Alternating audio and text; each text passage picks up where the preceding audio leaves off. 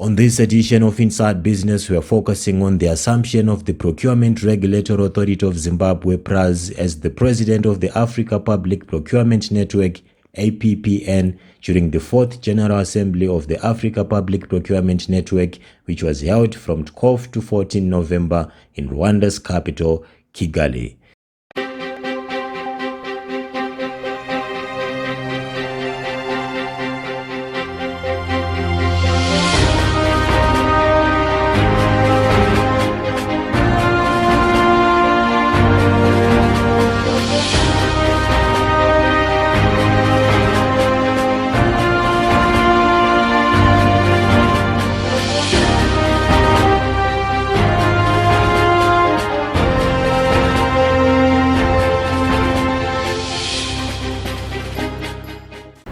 Hello viewers, as still tuned in to Inside Business. Inside Business, a program that we get to dissect various policy and non-policy developments unfolding within the domestic market, looking in terms of various sectors of the domestic market, be it mining, agriculture, tourism, manufacturing, among many other key strategic sectors of the domestic market. And tonight on Inside Business, we are discussing all things public procurement with the newly elected president of the Africa Public Procurement Network.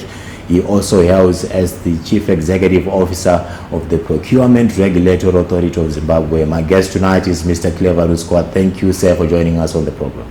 Thank you so much for having me.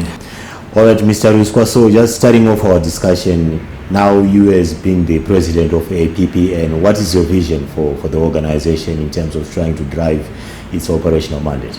My vision for the Africa Public Procurement Network is to have a network which aligns to the aspirations of the African Union, where they speak of the Agenda 2063, where as a continent we are looking at a peaceful continent, prosperous, which benefits its own citizens. So definitely I am looking at a platform where we align to that aspiration, we align to that vision, that continental vision, and where we then standardize our issues now. When I say issues, I'm speaking more specifically to say when we are conducting our procurement, is it benefiting our citizenry in our various jurisdictions? So that will be my vision, so that we align to the continental aspirations. All right, so having said that, how do you intend to drive progress in terms of trying to enhance public procurement across Africa? No, thank you. So basically, we are not starting from scratch. This will be, I am appointed as president for the 5th General Assembly, and the financial year beginning 2025. And you would find that we had our own initial steps for the past 4 years.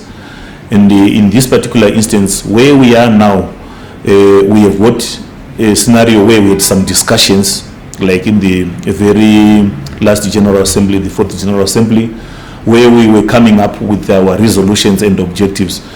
So I envisage a scenario where I'm going to take those resolutions to fruition, that is implementation of such resolutions, and in a coordinated manner, because basically if we are to look at the Africa Public Procurement Network, we are looking at the various geographical areas which we are talking about. How we are structured, yes, we have got the regional groupings. We start, let's say, from the North Africa. We've got West Africa, we have got East Africa, Southern Africa, and you would find that again, besides the regional groupings, there is also a mix in terms of the language issue. Personally, I won't be having much of a problem in that regard because I'm privileged in the sense that in my previous work life, I've also worked in parts of the continent. I still remember working in Western Africa, covering at the regional role, covering 13 countries.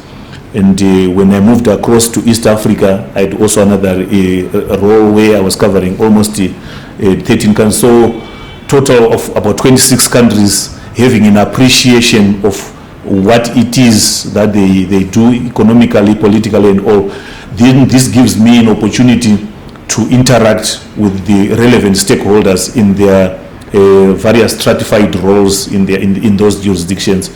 And more specifically, also having worked in the development sector, there's also a chance for me to then take the discussions further, especially with the development partners who are working with these various jurisdictions in the continent. So this is how I envisage the situation going forward, because as a continent, we are considered lagging behind, and we need to leapfrog in a coordinated manner so that we also attain those aspirations of the continental body. All right, so looking in terms of your appointment, Mr. Ruswa, contextualizing it to the Zimbabwean economic environment, what are some of the benefits that you are likely going to accrue by you being appointed the president of APPN? Definitely, yes. For us, it's good that we had our own circumstances which we can't run away from, where we were under economic restrictions for the past 23 years. And right now, we are learning fast and we're doing a lot of benchmarks. If I'm to cite certain examples, you would find that some of our colleagues, in terms of moving with the ICT world, they had already started using the electronic government procurement. And in our case now, we had to then go and conduct some benchmarks and some due diligence. And I'm happy to report that we have sort of leapfrogged to the extent that when His Excellency the President launched electronic government last year in October 2023, beginning of January 2024, we started implementing. And when we were reflecting in Rwanda during the 4th General Assembly, we realized that we are far ahead of other nations. So again, it's aligning to the resolutions of the APPN, and also some of the colleagues will then come and also learn from us. We consider ourselves also as a center of excellence in that regard, and continually we'll be engaging with the various other regulators across the continent, even beyond, as we'll be looking at the issue of public procurement. All right, so looking in terms of your leadership style as the newly elected president of APPN, Mr. Ruswa, how do you describe your leadership style, and also how do you intend to engage various APPN members and other stakeholders in terms of trying to enhance or improve public procurement within the African region? So earlier on, I made reference to say I've had an opportunity and a privilege to have worked in other jurisdictions, especially in this continent. Engagement and teamwork, continuous engagement. I think that's the most critical thing to say, colleagues, when we are faced with this challenge which we have. You know, ordinarily our continent is riddled with issues to do with corruption and all those other things. So we are simply saying, in our case, if we are to take the example of Zimbabwe, how is it that we are trying to tackle such issues? I made reference to say we leapfrogged and we came up with AGP. Again, it brings aspects of transparency, issues of governance, they are addressed in there. So communicating with colleagues is simply saying, let's implement some of the issues which are already there. Because I've seen in most instances procrastination, people procrastinating or trying to think that somebody must do it. But I'm a firm believer of implementation, hitting the ground running. You always fail forward. So it's communicating with our colleagues in that manner, making them see the bigger picture, avoiding this silo mentality. I think that will take this continent a very long way. Lessons learned, I think, from the COVID period, we learned some lessons to say if we want to do things individually, we won't get that very far, because when borders were closed, when we could not get to the other parts of the world to get those resources, it's high time we should then have such discussions where we are saying, as our countries, our regions, what is it that we are doing to aid into the aspirations again of the continental body of the Agenda 2063.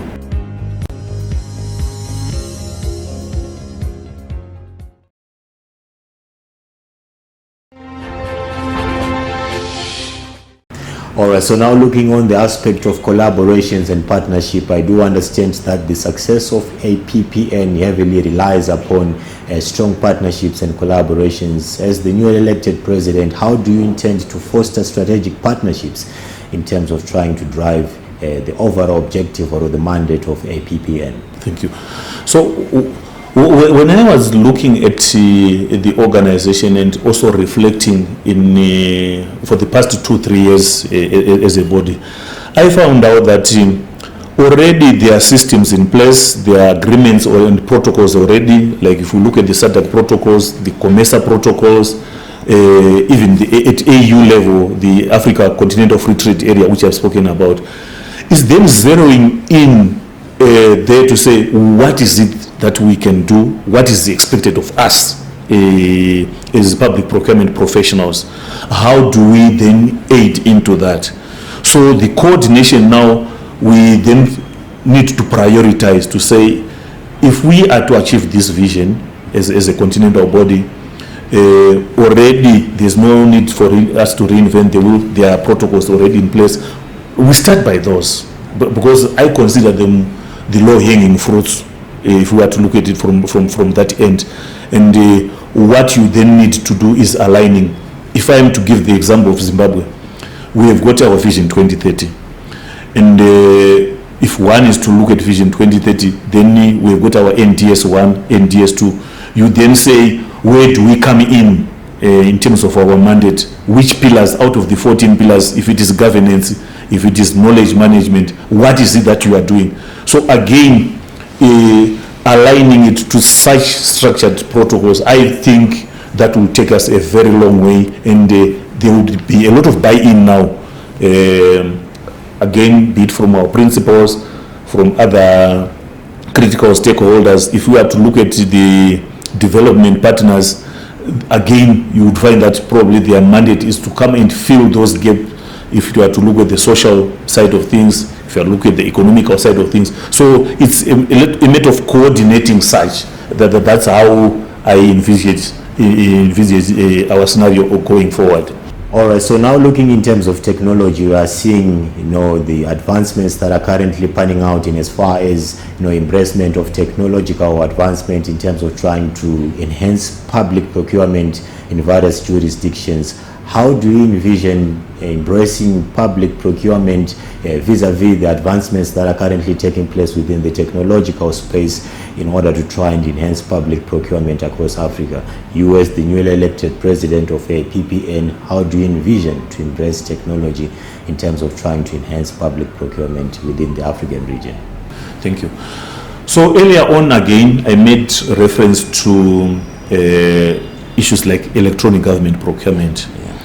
Starting from our nation, or looking at the terms which are loosely used, like globalization. What do we mean by globalization? You are saying you are looking at things globally, but you are acting locally.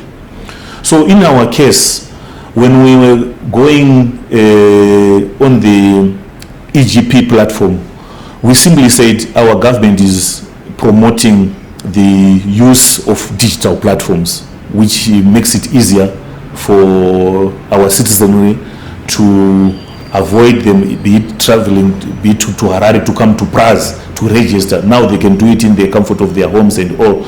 So learning from our local issues now, this is where we are now wanting to amplify and say at a regional and global, a continental body, we already has a resolution, like in the 4th General Assembly. We said, let's fast track the issue of having our respective governments or jurisdiction coming on board in terms of electronic government procurement. In any case, if we are to talk of that Africa Continental Free Trade Area, the ease of doing business, the linkages which we have from there now. These are the platforms which are now talking about. Yes, people may try to cite other challenges to say connectivity and all, but we all know that the digital world is moving in a fast-paced manner. Even in our country, people were talking of the coverage. I still remember when people or colleagues are having their strategic workshops, you are invited. Then when you ask for challenges, people start telling you that no connectivity issues. But here again, we are in a position, if we are to cite the example of Zimbabwe, where even PRAZ is now authorized several players to even bring in new developments like Starlink, which can be accessed from everywhere. So again, you then take it again to a regional body and eventually to the continental body to say, colleagues, let's embrace this new technology and leave excuses and run with it to the benefit of our citizenry as a continent. All right, so having said that, Mr. Ruswa, looking ahead of your tenure as the president of APPN, what legacy do you intend to leave as the president of APPN? All right. So we want to leave a legacy where we have got a structured way of doing things. I'm a firm believer of systems. You can see even here at PRAZ, we are an ISO certified organization. We got a standard way of doing things.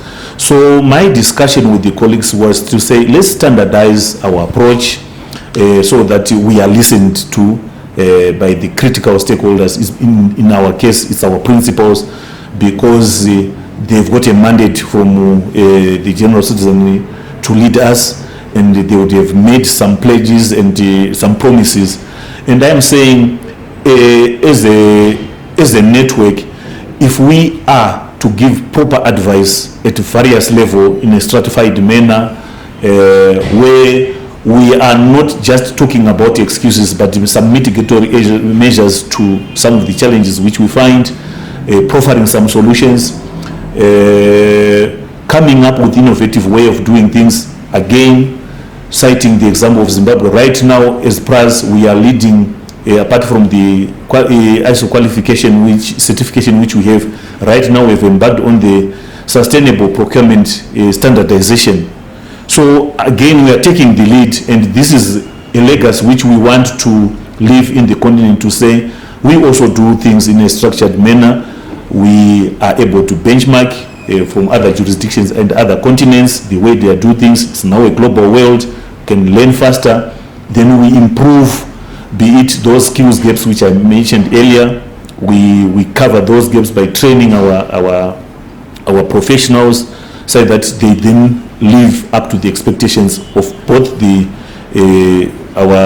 general citizenry and also our principals in our various jurisdictions.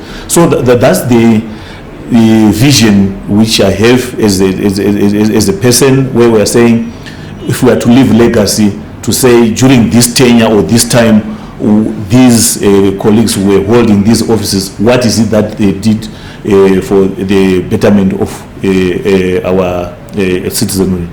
That would be my vision. All right, so just as a parting shot, Mr. Ruswa, and also out of my personal interest, your term of office runs from which period to which period? Right, it's an annual, it's on a rotational basis. So you would find that this year rather, it was with the Rwanda. And so during the PPN, which we had 2 weeks ago, I was then nominated and appointed the president for the financial for the year 2025, where we are also going to be having our General Assembly, which will be held in November. And I'm happy that we have already secured a venue for such, because we have already started hitting the ground running. So it's an annual thing where we will then appoint the new president for the year 2026. Well, Mr. Clever Ruswa, that leads me to thank you for having joined us on Inside Business. It was quite a very informative discussion, quite instructive, as we were discussing all things public procurement. Also noting that you are the newly elected president of the Africa Public Procurement Network. That leads me to thank you for having joined us on the program. Thank you, it's my pleasure. Thank you, sir.